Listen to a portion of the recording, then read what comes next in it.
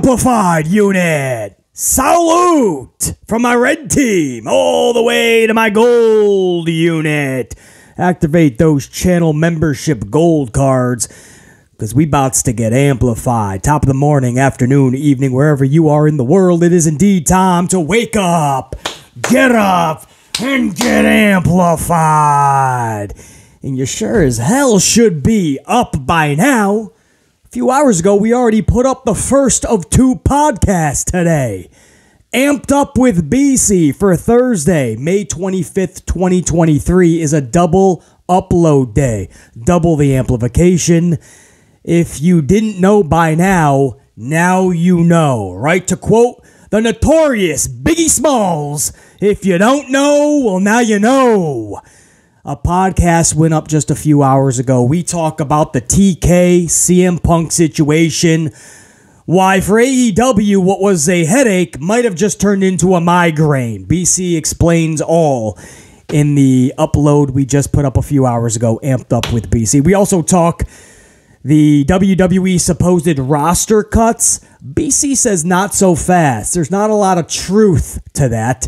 And on top of that, it's coming from not reputable reporters. It's coming from pissants. BC explains in the podcast we just put up. And in that podcast, we talk a good joke, right? WWE CEO told a funny joke earlier.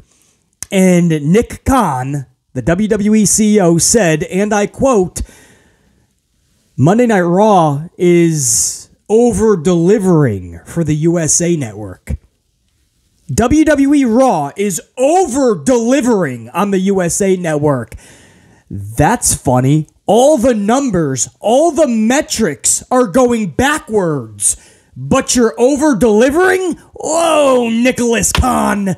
It seems like you're trying to pull a con job over USA Network, over NBC, Universal, Comcast. I see what this jokester's doing. We talk all about it in that podcast. MJF going to WWE? Wait till you hear what MJF recently said. We talk all about all of it and a lot more. We packed a lot into that hour and 6 minutes. And that podcast just went live on the channel a few hours ago. Most of you guys probably didn't even know that, but now you do. My advice, listen to this one first, and then when you got the time, go back. Make sure you pick up on every single minute of that podcast because, wow, did we lay into it, man. I had a lot of coffee. What can I say? We were super amplified for that podcast. But this one, guys, no different in terms of being packed, stacked, and jacked with some of the hottest topics in the pro wrestling world. For instance, in this podcast, BC will cover AJ Styles. He is doubling down on what he said just a few days ago when he made headlines around the wrestling world. This was his chance to kind of make right with the WWE, right? Let's sugarcoat it a little bit. Let's take back some of those words, right? No, he doubled down, and that's what I love about AJ Styles. He doesn't really bullshit often. He doubled down. He did try to smooth things over a little bit, but wait till you hear how he defends winning the championship or holding this new world title. So he doubles down, he admits it's secondary, but it's what he says afterwards. Trying to kind of defend the situation, he actually proves our point even more vividly. Why? Why we will never take that title seriously and why we will never take the champion seriously. AJ Styles admits it himself. And whether he knows it or not, when he goes deeper into it, he exposes the exact issues that we have with it. What is BC talking about? What did AJ Styles say? I'll give you the exact quote, and we're going to lay into this topic as to why most of the wrestling world cannot get behind this damn title, no matter who becomes champion this Saturday afternoon in Saudi Arabia, Jeddah. And speaking of, there is a huge health concern for WWE. As we speak for Saturday in Jeddah, Saudi Arabia, BC's going to tell you exactly what that is. I have the latest on that. Also, over in the Over in the AEW, on the AEW side of things, Tony Khan, wait till you hear his response when asked about the brand split. I have a quote, and you are not going to believe what this dude said about the brand split. I'm just going to leave it like that in this teaser. That's it, man. You got to hear what he says, or what he doesn't say. I'll explain. Also, speaking of AEW, I got the Dynamite rating, guys. It just came out a few minutes ago, as of the recording of this podcast anyway. I have the AEW rating. Wait till you hear this. No NBA competition. It's the go-home show to Double or Nothing, and a huge Tony Khan announcement. Wait till you hear this number. It's time for the second time today to get amplified. Let's rock this bitch. Mount up.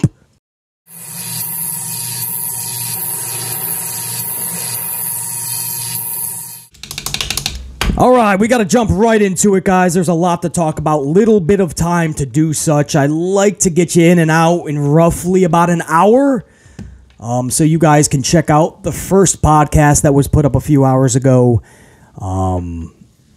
But it's most likely going to take a good hour to go through a lot of this stuff. So just pop in the earbuds, right? You ain't got to watch BC. It's the same set, same BC. Pop in the earbuds, go about your business, do your errands, whatever you got to take care of around the house. Maybe you're at work. But pop in your earbuds, listen to BC over the course of the next hour-ish, give or take a few minutes. Before we get into some of the bigger topics, I have the AEW rating, guys.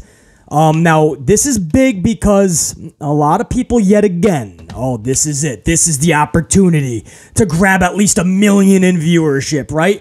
They look at 1 million like it's this secret number and it's just so easy to obtain. And it's probably the same people that say ratings don't matter, but they matter when they believe their favorite show is going to hit a certain number, right? That's when they want to talk about them. When they don't hear the number that they wanted to hear, then all of a sudden they don't want to talk about ratings anymore. 1 million is not just easy to come across if you haven't been putting out the best product imaginable. You're not going to come anywhere close to 1 million. So a lot of the AEW audience was talking about 1 million, and because it was all of the footnotes that we've known all week, right? There's no NBA competition this last night. No NBA at all. No more playoffs. I mean, there is, but there was no game last night. It's Double or Nothing's go-home show. So this is huge, right? This is one of those shows that usually packs a punch in the ratings. So no NBA playoffs, or it is the Double or Nothing go-home show. And on top of all of that, Tony Khan is, yet again, announcing a huge announcement. You're going to get the very first location for Collision. And we all know that if those words are Chicago, Illinois, then that means CM Punk is definitely a lock, as we all knew he was, but with all the friction and turmoil and drama with CM Punk and AEW, every day is a new story. And it's not even a fun story to follow along with. It's nauseating. But on top of that, you also didn't know if Tony Khan was actually going to say that CM Punk was indeed a lock. He will be there on the debut. You didn't know what was going to be added on to this announcement. So you had a lot of reason to believe that this AEW Dynamite was going to pack a power punch in the ratings.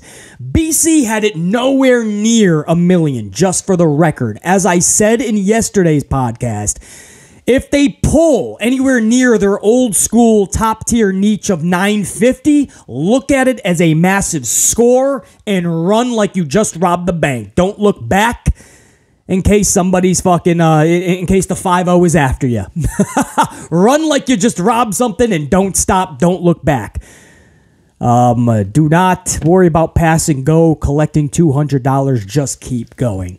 And that's only if they can come anywhere close to 950, I told you guys. If they pull 900,000, they're probably going to be happier than a pig in shit. Because they've been in the 700,000s, guys, to 800. They've been anywhere from 750 to 850 the last couple of months. If you look at the ratings, 750 to 850. I always told you guys, as of late, 850 to 950 was their entire niche. 950 being the top of the niche, 850 being the new top tier of their niche. They fell from 950 to 850. 950 was steady for the longest time. They couldn't really hit 1 million, but at least they didn't go too much lower than 950. But then something started to happen past couple of months. 850. They fell all the way to 850 being the new normal for their top tier niche. And so bad that they actually leaked into the 700,000s a couple of times. So my point in all this, guys, is last week, for instance, you look at their rating was 814,000 fans. That's, of course, horrible, right? That's not good at all. When you started at 1.4 for your debut less than 5 years ago, and you're now at a 1.8. Week before that, they were in the 1.7s. Or 1.7s. I'm giving it Monday Night Raw ratings here, man. 800 and 700. Not one. I'm sure they would love to have 1,000,000.7. 1,000,000.8. No. They went from a 1.4 to 800,000 and even 700,000. So they went from 1.4 to 7. That's exactly cut in half. Their audience in less than 5 years has been cut in half. Last week, they were able to creep back into the 800,000s, 814,000 fans.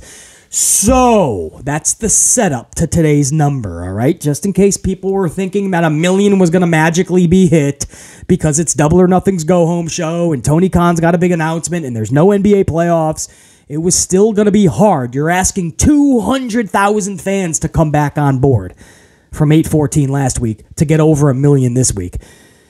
And BC tried to warn you, that's just not going to be easy, and the show was just not good enough to do that, guys. That's the sad truth. So, what was the final number?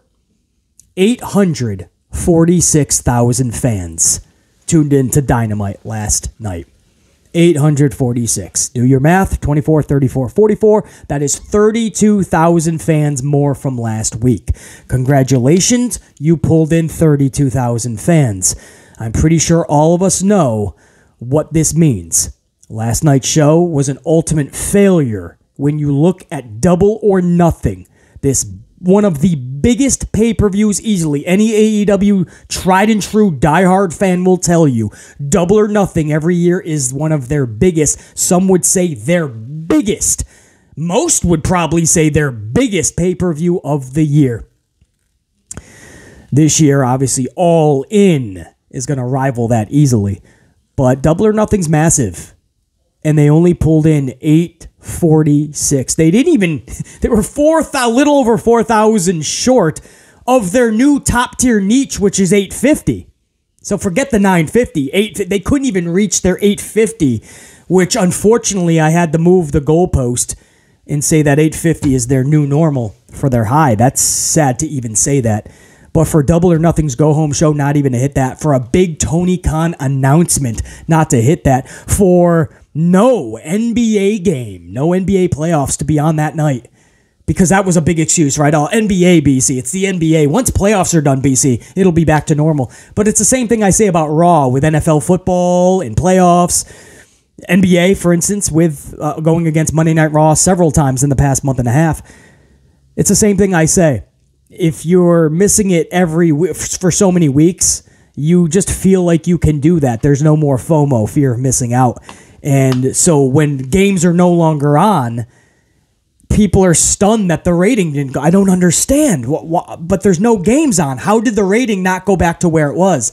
I'm trying to tell you guys why. I'm telling you exactly why. It's because enough people have missed for so many weeks in a row consecutively, they no longer feel like they have to. They didn't disappear. They didn't melt into a pit of misery. They missed a bunch of weeks and nothing happened to them. And they didn't even feel like they had to go back to even watch highlights. So that tells them they don't need to watch this show. It's not good enough for their time or their attention. And that's why the ratings don't go back up when there's no games anymore. Because you fell so low for so long that trying to dig out of the hole that you dug for yourself, it's no longer easy to do. I tried to tell you guys that, and instead, I mean, most of you guys, my amplified unit is very smart.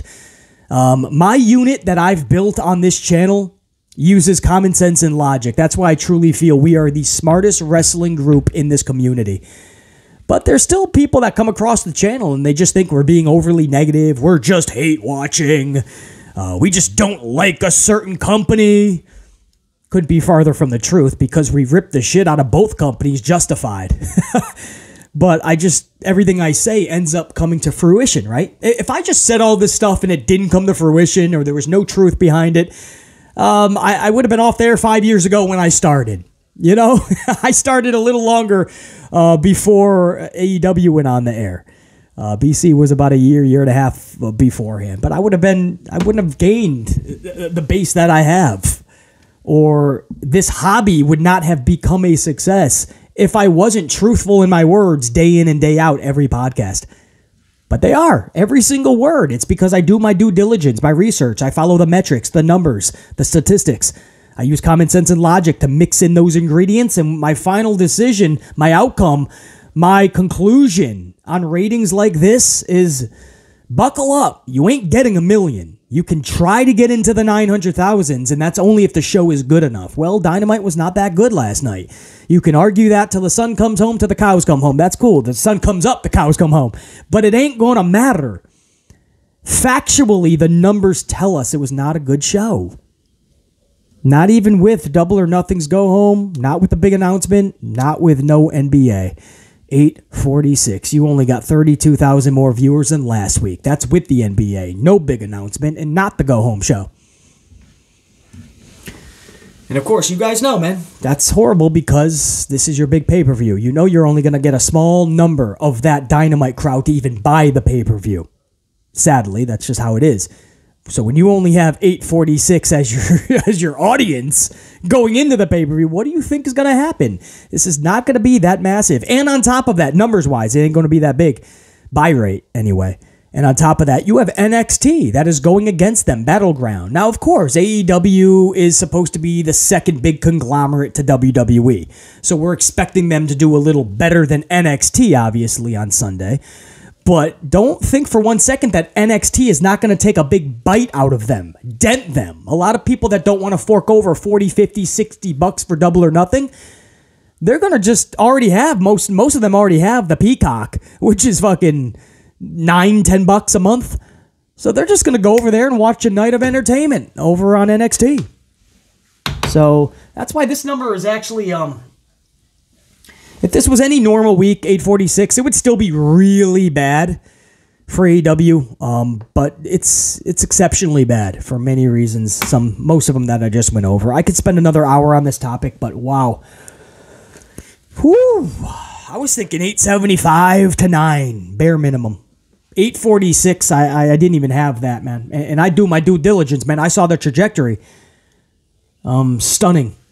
In fact, you know what? It is so stunning that... You know what? I got that right before we went on the air, once we started recording. So maybe there was a mistake. I will check right now, man. I will not edit this. I will stay on this. I will keep this podcast recording right now, guys, just so you know that I am... No, right here. I can reconfirm it. 846,000. Their demo, 18 to 49, didn't even rise that much. 0.32. I think last week they were at a 0.282 and 29. So, I mean, for a pay-per-view with no NBA competition, I mean, you would really think the 1849 would bolster. 18 to 49 did not show up for AEW last night, especially. All right, so anyway, guys, I wanted to give you that. That's a big story. It's not one of the biggest stories, but it's something that is pretty massive, and it ended up being much discussed. I talked about it a little bit longer than I wanted to. Moving on, I want to go to AJ Styles. We'll go back to AEW. Wait till you hear what Tony Khan said about the brand split. This fucking guy. Put him in the category of Hunter Hearst Helmsley at this point. We'll talk about that in a few minutes, man. But AJ Styles, it's what he said about this new world championship. That the first ever champion is going to be crowned this Saturday. In fact...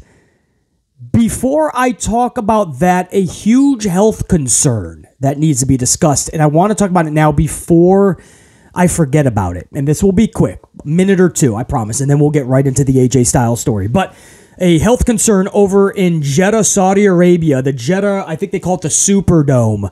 And they should be thankful it's going to be in the Superdome, by the way, and I'll explain. The big health concern, the heat index is supposed to be massively hot. is how it was first texted to me. And then I had to do research. That's what one of my good friends, who happens to be such a valuable source down in Florida, another hot location, nearly year-round. He's just sent me a text going, basically saying that there's a big concern in Jeddah, massively hot. So I'm like, uh-oh, what are we talking about? Guys, upon my research, and the reason why WWE officials are taking every precaution imaginable, Saturday in Jeddah, it is supposed to be 97 degrees with a feels like of 106 degrees. The good news, the dome that they're going to be in, it is a legit retractable roof style dome. So to my knowledge, that can be closed at any given time and most likely is going to have to. We heard they didn't want to do that, the type of pyro they had and everything that was planned, pomp and circumstance, was always going to be an open roof. But it's they're going to have to. Health-wise, they're going to have to close that sumbitch up. That's the good news. Here's where it gets a little sour, right? A little bit more bad news. That dome traps in heat way more than any other dome that was. I guess the best way to put it is a bunch of these stadiums/domes were tested for everything from hot dogs sold at concessions all the way to things like heat being trapped in the stadium/dome. And the Jeddah Superdome did not rank too highly in terms of cooling down that heat in the dome. And I never knew Jeddah was that hot of a place, to be honest. Until I got that text from my good friend and I started doing research and started to see the weather for Saturday, I was not too shocked that WWE was taking every precaution imaginable, especially when they get there just tomorrow. And they have a lot that they have to do in prep and appearances. And you're talking 95 plus throughout the weekend. The feels like over 100. These wrestlers, man, you're asking a lot of them, and they're being pulled every which way, and heat exhaustion is one of the lead causes of athletes passing out and bad things happening. You don't even realize it's happening. You just think you're just a little off, but you have to make your next appearance, your next round, your next training session. You have to go to this meeting, and before you know it, you're passing out. Not good. So what is good is that WWE is taking every precaution necessary. I hope everybody in charge over in Jeddah is going to take or do the right thing. I understand it's going to affect the show negative, or at least it's going to affect the show in a way where most wish it didn't. You want the open dome. You want the open stadium. There's no question for all the pomp and circumstance, all the fireworks, the pyro. We get it. But let's have the performers perform, right? Let's have everybody safe, everybody good, everybody gets to go home and celebrate all the money they're getting from Saudi Arabia's Night of Champions. Anyway, guys, that's a big health concern. WWE is on it from what I'm hearing. And Jeddah, we think, I can't lie to you and say I have word from them. I did not hear any reputable report backing up WWE's efforts to do such, but I have all good faith that everybody in Jeddah involved with this event will do the right thing and make sure all of the performers are taken care of, and as less heat in that dome imaginable will be the case, right? Everybody, I don't know, man. I don't know. That's a fucking shitty situation to be in, to have to wrestle a match, especially if you're like Rollins and Styles. And you know you're going 20, 25 minutes in 100 plus degrees with or without a retractable roof. You think with the fucking roof, you're good. Fix that shit. I don't understand. Oh, I get it, I guess, man. Air is still going to be trapped in. I get it. Speaking of AJ Styles, now we can move on with this story, guys. AJ Styles is doubling down on what he said recently about the secondary championship. And what he said, if you missed the first round of headlines that AJ Styles caused a stir in the wrestling world with, he admitted that it is. How can you say it's not, he said. He said Roman is holding all the titles. So it is a secondary championship. We all gave him so much credit for just telling the truth, right? For once, the fans are not just outrageously just pissed off for no reason. It's justified. And the guy who's going for the championship admits it's justified. The guy going for the title agrees with us. So this was his chance to go into this interview and say, oh, you know what? I think that got taken out of context. What I meant was, and try to smooth things over and try to sell us that this world championship is something special. He didn't do that. Instead, Styles doubled down and agreed. Styles says this, and I quote, "A lot of people have been calling it a secondary title, and I would love to disagree with them. But how can I when Roman holds the Raw and the SmackDown championships? So we've made a new one so that he can't have it yet." He admits we just created it out of thin air just so Roman isn't involved with it. He goes on to say, okay, I'll give you that. In terms of us calling it a secondary title, he literally admits, so I guess he's tripling down, because he already said, I would love to disagree, but how can I? It is a secondary title. So he says again, okay, I'll give you that. But the key to this World Heavyweight Championship, and this is where it gets interesting, not the fact that he doubled and tripled down in agreement with us, it's when he does try to sell us a little bit on just, guys, give it a chance, please, right? This is where he tries to sell us on why we should at least give it a chance. But it's these words, which is exactly why we can't give it a chance. We would love to. We would love to, especially with who's in it. Rollins, we respect. Of course, AJ Styles, we respect. But listen to this. And this is exactly why. He's trying to sell us on why this is the reason it's going to be a good title. And what he doesn't understand is it's the exact reason why we can't get behind the title.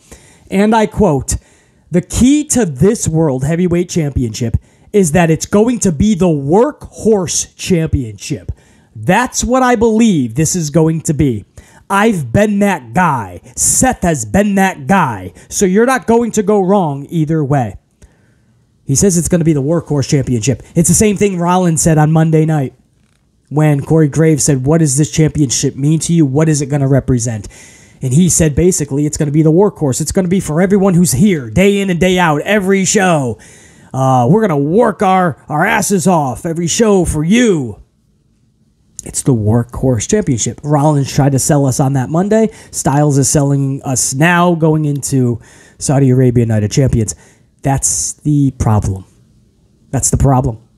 It's the workhorse championship. It makes you all look like idiots. Like buffoons. Like absolute geeks. There's no other way to put it. BC, what do you mean, man? How does it make them look like geeks? How does it make them look like morons, idiots? How does it make us look at them just in a baffling way? Because they are working their ass off, sun up to sundown, sometimes 2 shows a day. Every single match they're asked to go in there, title on the line all the time, while Roman Reigns comes in and out of television once a month and once every 2 months. 2 months, maybe. I mean, he hasn't defended it since beginning of April, WrestleMania. He's not defending it at Night of Champions, which is the end of May. So the earliest is the next pay-per-view, June. Right? June, something, maybe July. So he gets to defend his championship every couple of months, tops. Go home for weeks at a time.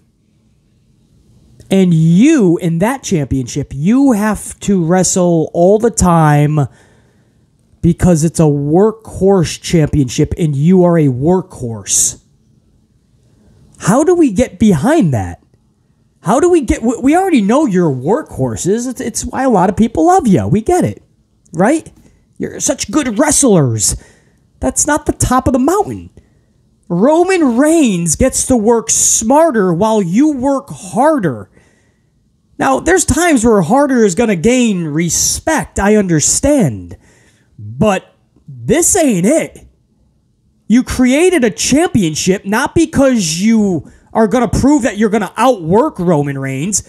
This championship was created because you could not outsmart Roman Reigns. That's how a lot of us fans are taking it. That's how we're looking at this. You couldn't find a way to take the titles off of Roman. You literally created a new one.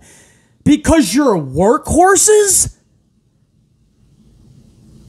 We're always going to look at it as... Now it's even in AJ Styles' vocabulary. This is the second time he's talking about this as a secondary title. Styles' words. And he even admits, how can we not? We just hope that you look at it like a workhorse championship, he says. Okay, it's still secondary. It's still a runners-up title, and it's still a participation trophy. That's the problem.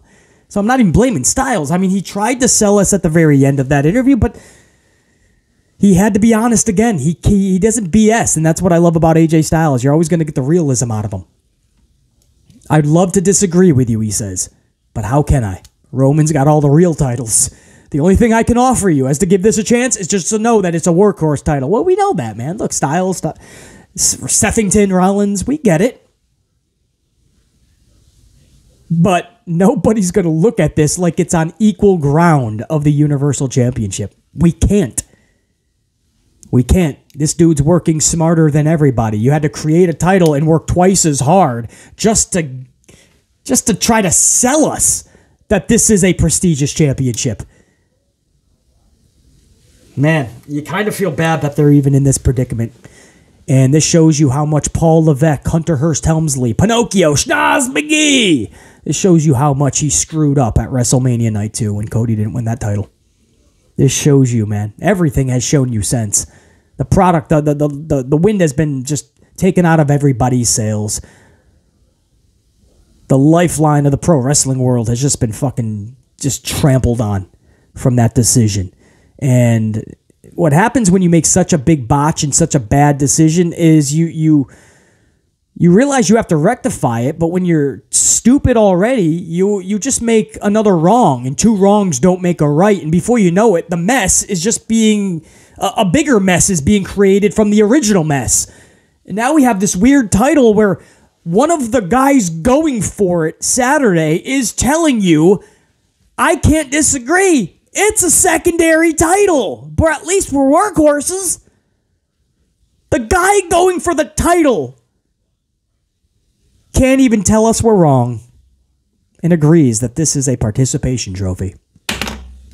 Awesome. Good job, Hunter Hearst Helmsley. Keep going, man. Bad show, Vince. Good show, Hunter. Bad decisions is always Vince. Good decisions, Hunter. No, we're going to start blaming Hunter. A lot. A lot. Speaking of people saying stupid shit, at least AJ didn't say. AJ was just fucking... AJ was not stupid shit. It was just, if he thought about it, he would understand that's exact what he is saying is exactly why we can't get behind the championship. But Tony Khan continues to say stupid shit, and this is what I can't stand. One of the many things I can't stand about Hunter Hearst Helmsley, Schnoz McGee, is that Triple H will answer a question, and I use answer in fucking air quotes. He'll answer questions by just speaking for like 5 straight minutes, saying a bunch of words, and at the end of all those words, he never actually answered the question. He just runs in circles, spewing a bunch of shit, but doesn't actually say anything, doesn't actually answer the question. Tony Khan does that a lot. Half of a Tony Khan interview is going to be just pumping up Rampage and Dynamite and soon to be Collision and All Access. And the other half used to be just saying, I can't answer that. Well, now we have to kind of cut that in thirds. A third is just pumping up Rampage, Collision, Dynamite, and All Access. The second third is saying, I can't answer that. And the third is just trying to answer something, but actually not answering it. Just saying a bunch of words, running in circles, spewing nonsense. Listen to this, guys. He was asked about the brand split, right? What can you tell us? We've heard so much about it. We know that it's confirmed. The only thing left to do is actually announce it, right? Acknowledge the confirmation. He was asked about the brand split finally. And this is what Tony Khan says. It's a whole paragraph. And by the end of it, you don't know where the answer is. Tony Khan says, and I quote, I haven't given, good question, he says. I haven't given a lengthy explanation yet for what I'm planning regarding the future of the roster and how people will be allocated across Dynamite and Collision and our other shows. So first off, there's your confirmation. He is acknowledging that this is a real thing. Again, I'll repeat. I haven't given a lengthy explanation yet for what I'm planning regarding the future of the roster and how people will be allocated across Dynamite and Collision and our other shows. Which, by the way, he kind of has. We know I broke this probably sooner than most.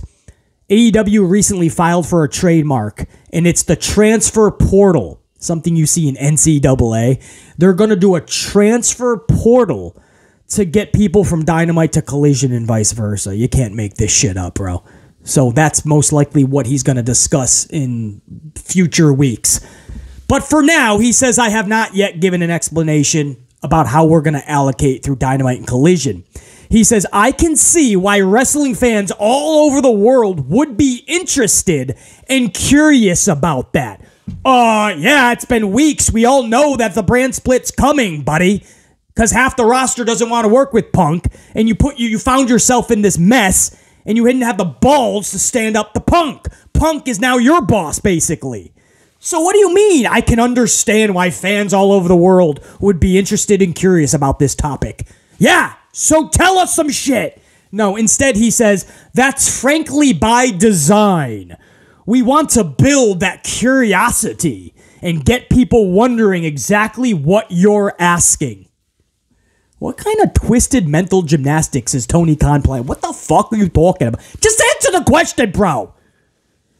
He goes on to say, what's the future of the AEW roster? And what does all this mean going forward after Double or Nothing? It's a really good question and something we'll be excited to follow up on. End quote. What the fuck is this guy on? He truly believes he's in a war with WWE when his number, as bad as Raw is, his number isn't even half of what Raw pulls. Not even fucking half of what Raw pulls. Lately, anyway. 1/7s to 1/8s. And what's funny is this week might actually be, because Raw found itself in the 1/6s. So if you look at AEW 846, you times that by 2, you got 1/6 easily. You're almost at 1/7. So technically, I take that back. This week, they did. Raw was so low. Not Sokoa. My point is, usually, I mean, you're looking at 700s for Dynamite. Even Raw gets in the 1/7s on the norm. I mean, what war are you talking about? SmackDown still 2.0. Your Saturday Night Collision is going to fucking beg and plead to try to get 600,000 to 700,000 on a Saturday night. He feels like there's big war with WWE. He honestly believes, guys, that we're yearning for this question to be answered. No, we just want to know what's in store. The roster wants to know. His own roster is telling us they have no clue what their future holds. And they can't even say that it's an exciting thing. They just want to know what's happening with their career. And I quote, that's frankly by design. We want to build the curiosity and get people wondering exactly what you're asking. And he says, what's the future of AEW's roster? What does it all mean? We're not doing that, bro. We're not waking up and talking about pro wrestling, talking about, oh my God, what's the brand split going to consist of? We're not going to bed thinking, oh man, I hope Tony Khan really talks about the brand split. No. We just like the CM Punk shit, we just want it over with. Just tell us what is happening so the roster knows. And the fans know what bullshit we're in for. Because you're just splitting rosters up. That's going so well in WWE, by the way. They just had a draft to make us feel like the brand split is something that's actually happening now, right? They're really enforcing this brand split. And the show opens with Paul Heyman. Raw opens with Paul Heyman and a SmackDown guy. Middle of the show, you got Shotzi running down to the ring to tag up with Raquel Rodriguez. Shotzi's on SmackDown. Why is she running down the aisle in full gear? No pun intended to AEW, but full costume. She's running to the ring on Monday Night Raw. Why was she backstage? Why does she have an outfit on? Ready to wrestle? She's on SmackDown. We got video packages for AJ Styles because he's going for the world title. Why? Why is SmackDown going for the same title that Schnoz McGee, Pinocchio Helmsley, said was for the Raw brand? He literally said that's why the title is being created. Now you got video packages of SmackDown guys. You got the SmackDown guy opening up Raw. You got a SmackDown female running down to help a Raw girl. What are we doing? That's going so well, that brand split. And that's after a draft. We couldn't even make it 2 weeks after. We got visitors passes. So no, we just want to get it over with. What are the facts? What do we need to know so we can just know what we're in for, man? Right? Just fucking have it all ironed out so the fans are not shocked by any more stupidity that's coming our way. No, he thinks this is exciting. Oh my God, I can't wait to see what the brand split's going to consist of. And speaking of, putting people on just on certain matches wise, right? Forget about putting people on different brands. Who's going to be in this Blackjack Battle Royal, whatever you want to call it? Casino Battle Royal, Blackjack Battle Royal, Roulette Battle Royal, Slot Machine Battle Royal. Tony Khan's taken some more criticism. A lot of fans wondering why Ricky Starks is in a Battle Royal. All right, well, BC, you'll probably win it, man. That's not the point. Ricky Starks at one point was becoming easily one of the hottest acts in AEW. And this dude can't even get a straight-up match at Double or Nothing. You stick him in a Battle Royal with people like Butcher and Blade. No disrespect. BC's going to take it a step further about Ricky Starks. What about Keith Lee? Keith Lee, when he signed with AEW, we all said the same thing, I'm pretty sure of, right? Oh, this is it. Just like we said about Miro and Andrade and so many others, Malachi. AEW is going to know what to do with them. Tony Khan's going to book them much better. And Miro fell to the wayside. Malachi fell to the wayside. Andrade to the wayside, and so many others. Keith Lee, we were like, you can't possibly botch him. He's going to show the world why he's top-tier talent from the jump. Unfortunately, that didn't happen. Keith Lee looks more out of shape than ever before. We were hoping it was just ring rust and just not ring ready, right? Not wrestling in ring ready. Not there cardio-wise yet. Maybe they brought him back too soon. We know that he's had some health scares and some health issues. So we totally understood that. Shake off the ring rust. If you're not ring ready, okay, and they want to bring you back, okay, you have some straight up simple squash matches. Tag up with what the fuck is it? He just had a tag team. Oh, that's gonna bug me, man. Who the fuck was he just in a tag team with? Come on, man. B-Fab, All a Hit Row. What was dude's name, man? Hold on, man. I'm not editing this. I'm keeping this live. I'm going to get this. Trust me. I have to look it up, obviously, but... Swerve Strickland! Wow, how did I not remember that? If that does not show you guys...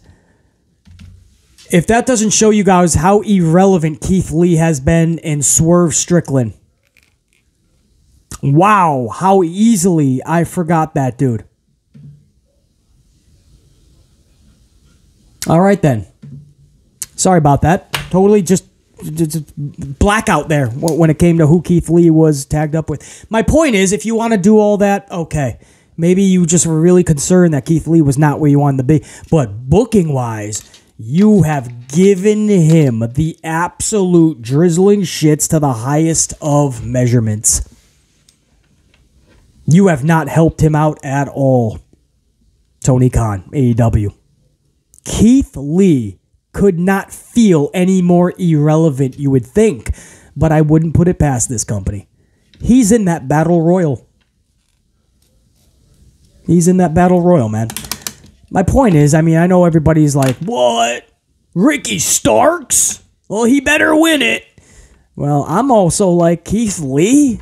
Like, after all these months, that's where he is? He probably isn't going to win it either, man. Yeah, where do you go? I mean, if Ricky Starks does win this thing, Keith Lee's in this fucking battle royal, and he can't even win that. Damned if you do, damned if you don't. If Keith Lee wins this, then what the fuck was Ricky Starks in there for? That's what I mean. I have no idea, man. Guys, that's what I got for you, bro. I don't know if I should start up another story. This kind of looks like we're already around that hour that I told you guys. And if I start another story, it might be, yeah, see, the stories I have, it would take a little bit too long. I already put up another podcast. The first podcast was put up a few hours ago. So I think right now we'll end this one. You guys check that one out. There was a lot to be discussed. And we got amplified. I'm sure we pissed some people off. We took some heat. We love it, right? That's the best, man. Saluted some prime amplified members in that podcast as well. Some thank yous. And by the way, speaking of, I got to give a shout out from that podcast, actually. Anthony from the Lou with a 2-spot coffee. Thanks for the true voice of the wrestling community and being my tribal chief. I appreciate you, Anthony from the Lou. Appreciate the coffee, bro. More importantly, appreciate the words. Thanks for listening. Thanks for supporting. Thanks for being an amplified, tried and true Anthony from the Lou. A tried and true, amplified, tried and true Anthony from the Lou. I love it. So yeah, and we give some more shout outs to my amplified unit members in podcast 1. And Renee G, the current amplified unit member of the week. So a shout out to Renee G as well. I hope to be live this Saturday for the good, the bad, and the ugly of Night of Champions. I also hope to be live Sunday night with NXT Battleground, and I hope to be live Monday morning for AEW Double or Nothing's Good, the Bad, and the Ugly. So we'll see, guys.